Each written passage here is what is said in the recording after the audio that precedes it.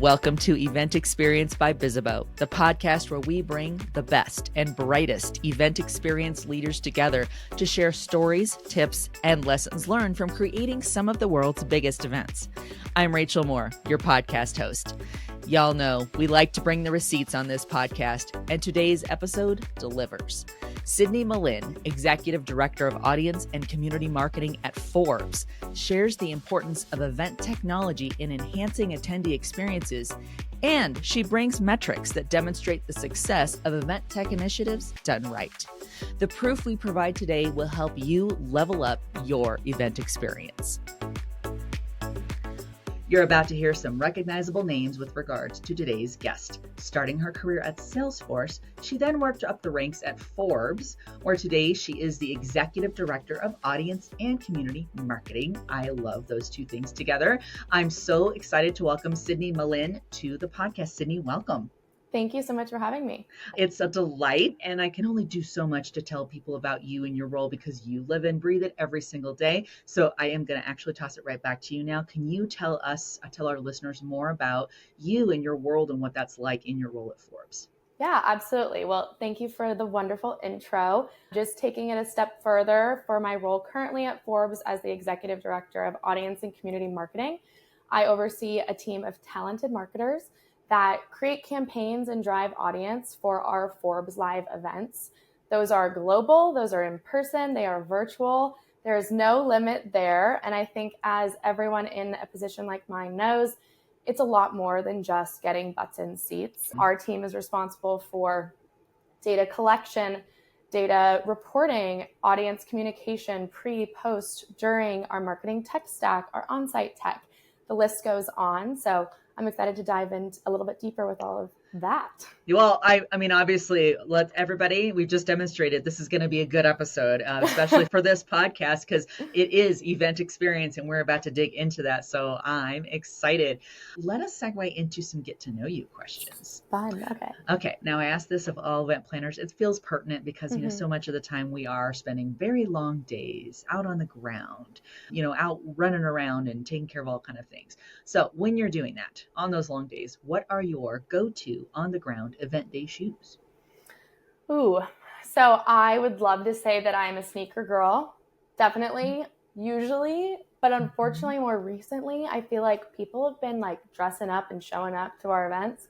So fall and winter, you'll find me in a heeled boot, but otherwise I am running around in some sneakers. All right. Well, this will be interesting to watch because I have to say, we're interviewing you right at the end of 2024. And I know for at least the last about 12 months, everybody's, sneakers, fashionable or other are the trend. But now you're bringing this up. Now we're going to have to keep an eye on, our heels coming back. A heel boot, we can do it. Got to get those step and repeat photos. Yeah. Well, I think one of our prior guests brought up she has platform Crocs. Oh, there you go. Which I did not know existed. Did not know either. Right. But now, okay. Eyes out, everybody. We're going to see if we start hearing about more heels coming back to the events. Or the Forbes team's just crazy. Who knows? Forbes people, if you're listening to this, sound off. We want to hear, yep, it's totally heels for us.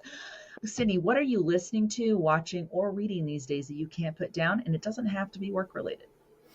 I was going to say, my reality is it's December. End of 2024, I am holiday movies, closing out the year, prepping for 2025. But the second the laptop shuts, we are Christmas. Love it. All right. I'm going to ask you what might be a rather controversial question. Is Die Hard a Christmas movie? I feel like it is because everyone's also made it, Yes. Well, yes. I personally, my take is, so if anyone's listening to this now yelling at your headset and be like, oh my gosh, it's not, do tell us why, Right. Like I said, it might be a little polarizing, but I had to ask, Christmas movies. So of course. Is there a particular social post or a piece of media or even a hot take about events that you found interesting lately? So this is a total plug and a huge shout out to our Forbes Live team. But the Adweek Experiential Awards were just announced, and Forbes Live did win the Experiential Brand of the Year. Ooh. And then additionally, our Forbes Under 30 Summit was named the winner for the Best Event for Professional Development. So two big awards going into 2025. I will also plug that the 2025 Forbes Under 30 Summit is open for registration. So Excellent. Join us in Columbus, Ohio, end of September, early October, because it is the best event for professionals. We'll have to plug that link in the show notes so everybody can hop in there and register. Congrats. That's amazing. Yes, so exciting. I'm just so proud to be a part of this team. That's so cool. Well, you heard it here, everybody. We're really excited that you were able to announce that. That's awesome. Well, let's start dispelling some assumptions about event tech. And obviously, this is a podcast done by Bizzabo. Event tech is our jam. First, when it comes to event tech apps and platforms for in-person events, we're just talking in-person. If event props are only thinking about it from the event management standpoint and not the attendee experience, again, event tech and attendees at an in-person event, is that wrong? Are they kind of missing the boat there? Absolutely. I think when you look at your role as someone that represents the audience internally at your company, you have to remember that you are their voice, and what you want to have is a great experience for your attendees.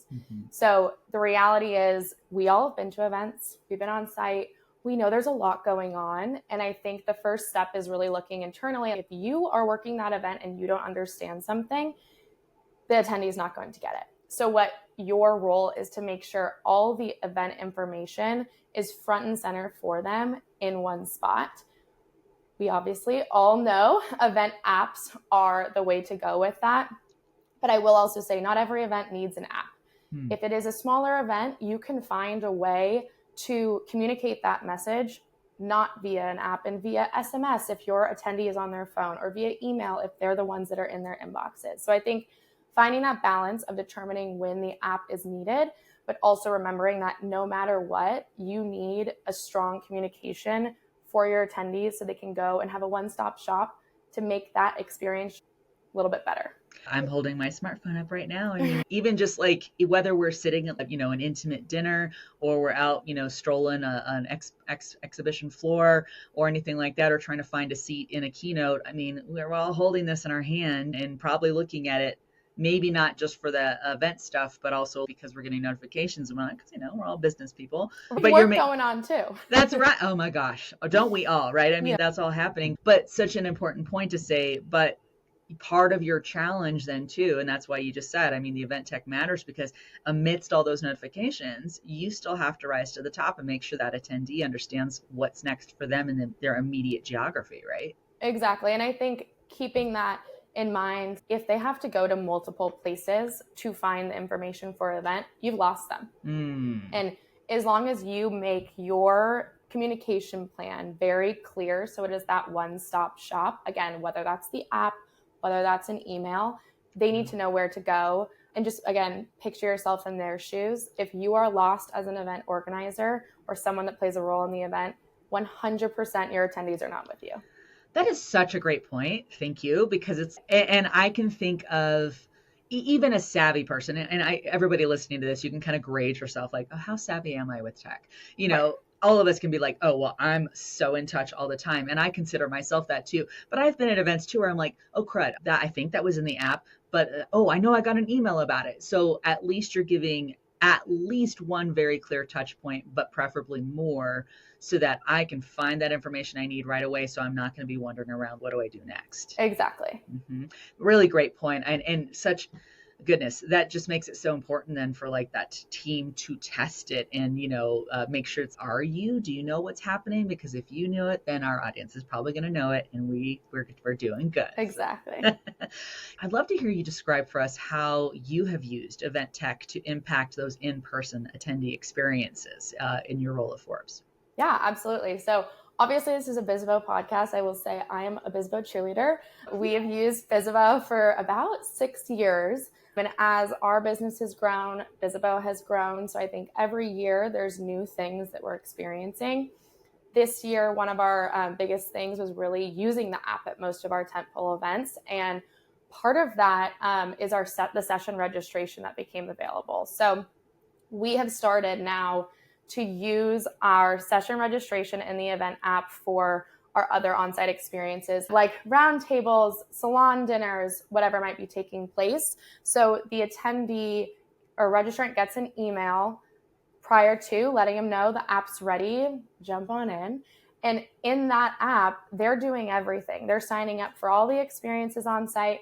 They're getting all the notifications. And by encouraging that to take place through the app, you now have your attendees engaged on that platform. So your reminders and your push notifications are front and center. Yeah. They're already making connections with those people on site who might be returning, might be new, might be a lead for them, whatever it might be. And we're starting to get them there by encouraging them to sign up, because our events, as we all know, have limited space.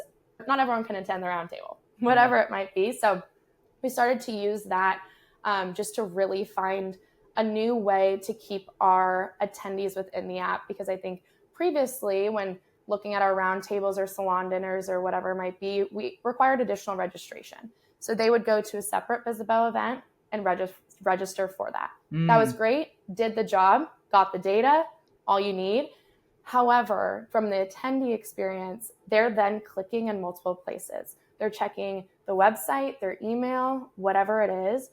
And here we're keeping them in one spot. They click one time to save their seat and they're in. So I think that was a great improvement of how we've kind of just expanded our relationship with technology on site for the benefit of our attendees. You know, it's like when you get a badge or a wristband and you're like at a multi kind of stage event, or there's different things, and you know that's all I need is this. That's all I need. I don't need to go do something different every single time I want to go in a different place. That is your ticket in to everything. Yeah. And following that same kind of train of thought, that's what you all did, was be like, hey, let's just do it all in that same place, not do it separated out, but all together. And again, fortunately, and thank you so much for cheerleading for Bizzabo. We love that, because it's like knowing that the technical capability is there to make that happen. And like you just said, and that's, gosh, we're boiling it right back down to your title and what you do for Forbes. You're talking about attendee experience. You're there to make sure that it is seamless, it is easy. I always like talking to, because we've interviewed some audio visual production people on here, and they always talk about, the only time they ever hear usually something from the audience is something goes wrong. Of course. But if nothing's going wrong, if people are having a seamless experience, then all you get are raves, and they're not pointing that out. They're not pointing out the negative. So you're really lifting that barrier. Any barriers that were there, or the friction, I guess we hear that word a lot. You remove that by putting it all in one place. And like you said, now you've got the data all in hand in one spot. Now you've got that communication system all in one spot, and it's just a win for everybody. I will say, when you say the quiet, I always tell my team, quiet is good. Let's remain in the peace. That's all good. Yes, yes, exactly. Don't worry about it. That's a good sign. There's no alarms. There's no fires. Everyone's happy. That's right. All right. Well, as we always love to do, we like when people bring receipts to talk about, okay, you've talked about what's possible. Let's talk about, can you demonstrate, or can you give us some proof is in that pudding? So can you share some stats on how well this has worked for y'all? Yeah, absolutely. As I mentioned, we kind of started rolling out with the session registration this year. We've played around in the Bizzabo app before, but this is our first year really driving it home. And my favorite example was at our 2024 Forbes CMO Summit. So this event is, I think it's the 10th or 11th year. I need to check myself on that one. But we were in Aspen this year at the St. Regis with 150 CMOs. And these CMOs, as we know, are familiar with events. They do it. Their team, we put on an event for people that put on events. That's the reality of it. And they also are so connected within that network. So when you think of the purpose of an app at an event, you're thinking, okay, attendee connection, making sure they're familiar. Both of those things, our audience at the CMO Summit already have a handle on. Yeah. They're already going to meet for coffee because they know they're coming. So when we rolled out the event app for the CMO Summit, we were going to make the roundtable session registration and salon dinner registration all via the Bizzabo agenda in the app. And so some might think, okay, they're CMOs, they didn't do it. It was the most engaged group of everyone. They understood, because again, it's also their role. Yep. But we had about an 80% adoption rate of the app, which was spectacular, I think, for, again, year one going out with all of this. And just being able to get them all, again, in that one place, sending our reminders for all the different things that they were going to across those 4 days, made it so seamless. I think additionally, as part of the Bizzabo session registration, there's a QR code on the badge. We can just easily check them in. So a lot of the CMO sponsors that were in attendance were also getting real-time check-in rates from our Forbes team on site. So it was like the most seamless integration. Everyone was happy. We were taking over downtown Aspen and sending them in all different directions for all their dinners and whatnot. And there was no confusion. I think just you have to rethink if your audience is going to engage with the technology, just put it out there, because the world is moving in that direction. Yeah. And if you're not doing it, you're behind. And the attendees get that as well. Yeah.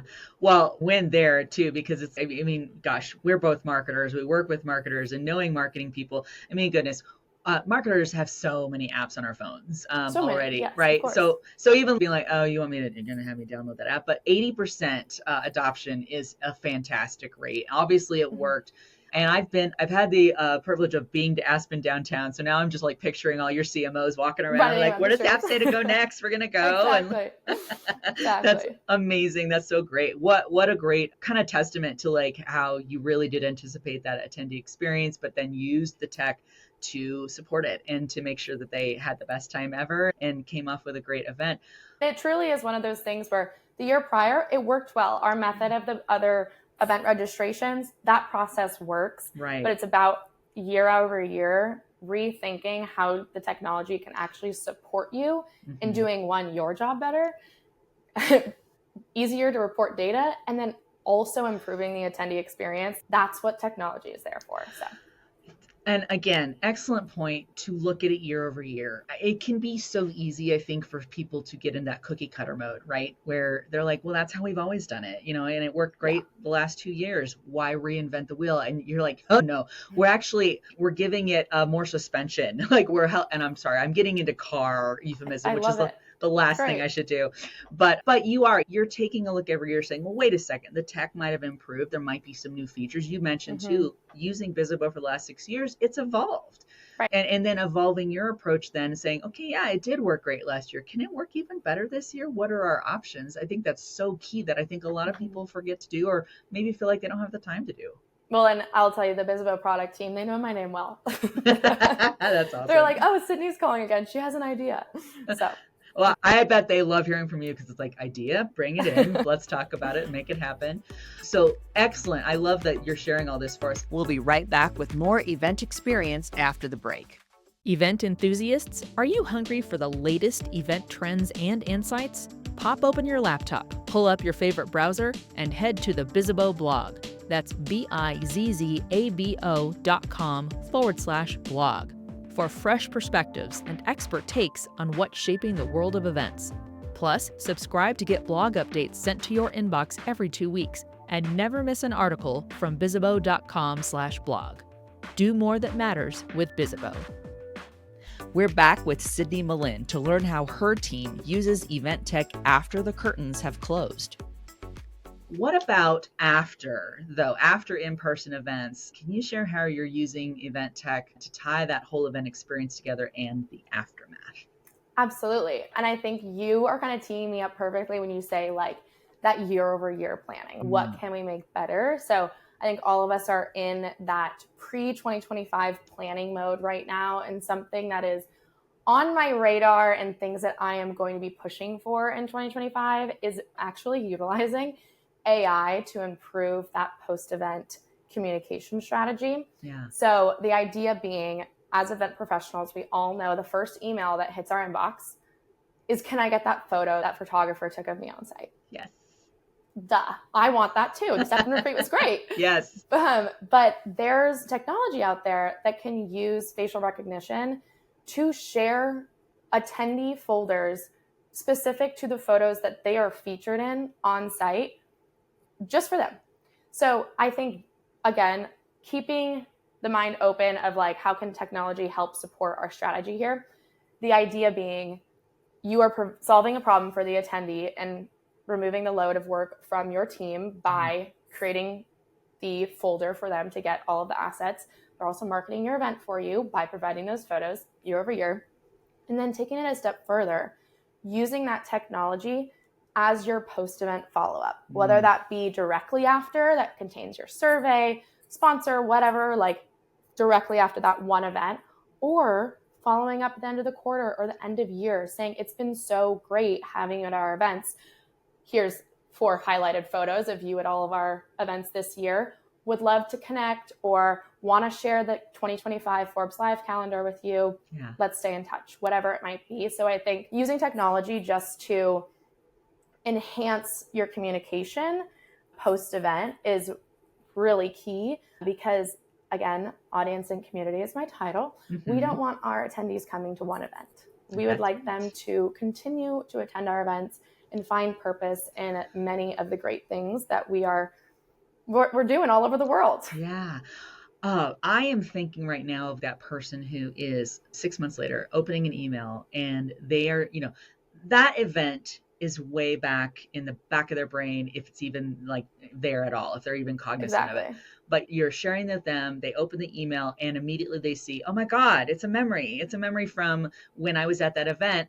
And we all know how quickly that can take someone right back in that moment. And then you're also sharing, and here's some helpful information, but what is that thing that we marketers do? We give to get. So like you're still giving them that delight moment. And then now their brain is open to the other information that you're giving, which is so brilliant. And again, talking about that, it's that full year cycle. The other thing I love, and I know we all know this, I think everyone listening and watching knows this. We want repeat attendees. We want, we don't want to churn. Once we get an attendee, we want them to come back every time. Yeah. It's so important though for you to call that out though too, to just say that's the community part of it. It's not just, oh, we got numbers, everybody's, well, how many people registered? Yes. How many of those are returns? How many of those are repeat attendees, and being able to track that and know that you're cultivating that community and they're going to be your advocates. There's just so many ways that benefits when you approach it that way.